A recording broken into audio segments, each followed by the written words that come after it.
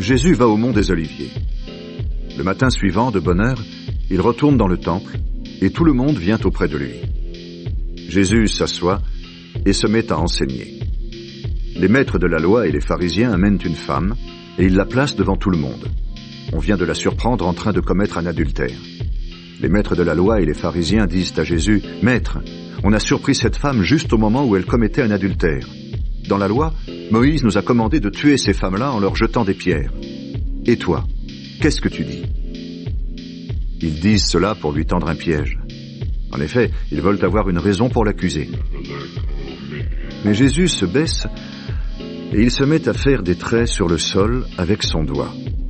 Les maîtres de la loi et les pharisiens continuent à l'interroger.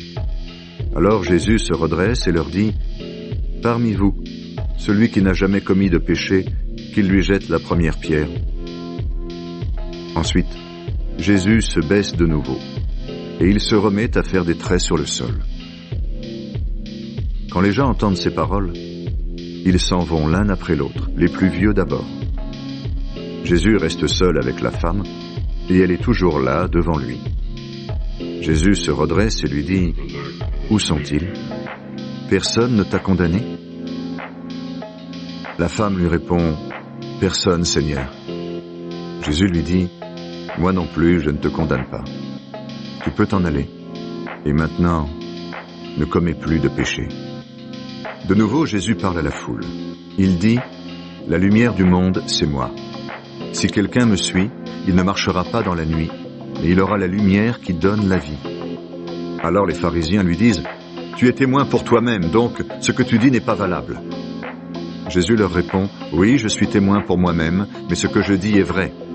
En effet, je sais d'où je suis venu et je sais où je vais. Mais vous ne savez pas d'où je viens et vous ne savez pas où je vais. Vous jugez à la manière humaine. Moi, je ne juge personne, et même quand je juge, mon jugement est juste. En effet, je ne suis pas seul pour juger, je suis avec le Père qui m'a envoyé. Dans votre loi, on lit, « Quand deux témoins disent la même chose, on doit croire ce qu'ils disent. » Je suis témoin pour moi-même, et le Père qui m'a envoyé est aussi mon témoin. Les pharisiens lui demandent, « Où est ton Père ?» Jésus leur répond, « Vous ne me connaissez pas, et vous ne connaissez pas mon Père non plus. En effet, si vous me connaissiez, vous connaîtriez aussi mon Père. » Jésus leur dit cela au moment où il enseigne dans le temple. Il est près de l'endroit où on met les offrandes. Personne ne l'arrête parce que pour lui, ce n'est pas encore le moment.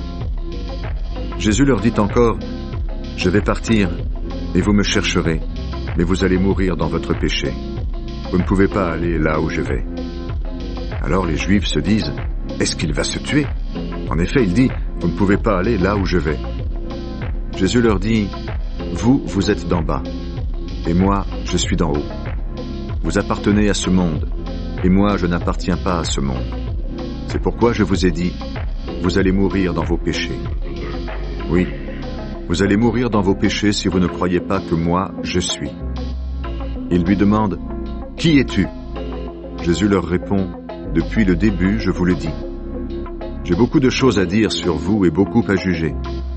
Mais celui qui m'a envoyé dit la vérité, et ce que j'ai appris de lui, je le dis au monde. » Ils ne comprennent pas qu'il leur parle du Père. Alors Jésus leur dit, « Quand vous placerez le Fils de l'homme en haut, vous saurez que moi, je suis. Vous saurez que je ne fais rien par moi-même, mais je dis ce que le Père m'a enseigné. Celui qui m'a envoyé est avec moi. Il ne m'a pas laissé seul, parce que je fais toujours ce qui lui plaît. » Au moment où Jésus dit cela, beaucoup de gens croient en lui. Jésus dit aux Juifs qui ont cru en lui, « Si vous restez fidèles à mes paroles, vous serez vraiment mes disciples. Vous connaîtrez la vérité, et la vérité vous rendra libre. » Ils lui disent, « Nous sommes de la famille d'Abraham, et nous n'avons jamais été esclaves de personne. Comment peux-tu nous dire, vous deviendrez libres ?» Jésus leur répond, « Oui, je vous le dis, c'est la vérité. Tous ceux qui commettent des péchés sont esclaves du péché. L'esclave ne reste pas toujours dans la famille. Le Fils, lui, reste dans la famille pour toujours. Donc si le Fils vous rend libre, vous serez vraiment libre. Je sais que vous êtes de la famille d'Abraham, mais vous cherchez à me faire mourir parce que vous n'acceptez pas mes paroles. Moi, je dis ce que j'ai vu chez mon Père. Mais vous faites ce que vous avez appris de votre Père. Ils lui répondent, « Notre père, c'est Abraham. » Jésus leur dit, « Si vous étiez les enfants d'Abraham, vous feriez comme Abraham. Moi, je vous ai dit la vérité que j'ai apprise de Dieu. Pourtant, maintenant, vous cherchez à me faire mourir. Abraham n'a pas fait cela. Vous faites comme votre père. » Ils lui répondent, « Nous ne sommes pas des enfants illégitimes. Nous avons un seul père, c'est Dieu. » Jésus leur dit, « Si Dieu était votre père, vous m'aimeriez. En effet, je suis venu de Dieu et je suis ici à cause de lui. Ce n'est pas moi qui ai décidé de venir, mais c'est Dieu qui m'a envoyé. Vous ne comprenez pas ce que je dis. Pourquoi? Parce que vous ne pouvez pas écouter mes paroles. Votre père, c'est l'esprit du mal, et vous voulez faire ce que votre père désire. Lui, c'est un assassin depuis le début. Il n'est jamais resté dans la vérité parce qu'il n'y a pas de vérité en lui. Sa façon normale de parler, c'est de dire des mensonges.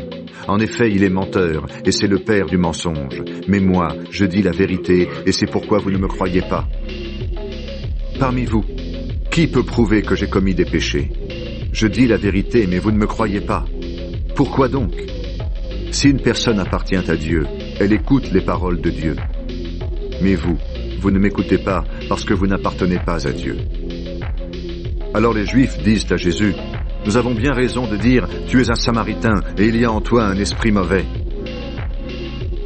Jésus leur répond, « Non, il n'y a pas d'esprit mauvais en moi, mais je respecte mon Père. Et vous ne me respectez pas. Je ne cherche pas ma gloire. Il y a quelqu'un qui cherche ma gloire et qui juge. Oui, je vous le dis, c'est la vérité. Si quelqu'un obéit à mes paroles, il ne mourra jamais. » Les Juifs disent à Jésus, « Maintenant nous le savons, il y a en toi un esprit mauvais. Abraham est mort, les prophètes aussi, et toi tu dis, si quelqu'un obéit à mes paroles, il ne mourra jamais. Est-ce que tu es plus important qu'Abraham, notre père? Lui, il est mort, les prophètes aussi sont morts. Tu te prends pour qui? » Jésus leur répond, « Je ne cherche pas à me donner de la gloire moi-même, sinon ma gloire ne vaudrait rien. C'est mon Père qui me donne de la gloire. Vous dites de lui, il est notre Dieu, mais vous ne le connaissez pas. Moi, je le connais. Si je disais, je ne le connais pas, je serais un menteur, comme vous. Mais je le connais et j'obéis à sa parole. Abraham, votre père, a été dans la joie. En effet, il a espéré voir le jour où j'allais venir. Il l'a vu et il a été rempli de joie. » Les Juifs disent à Jésus, « Tu n'as pas encore 50 ans et tu as vu Abraham ?» Jésus leur répond, « Oui, je vous le dis. Avant qu'Abraham existe, je suis. » Alors il ramasse des pierres pour les lancer sur Jésus. Mais il se cache et il sort du temple.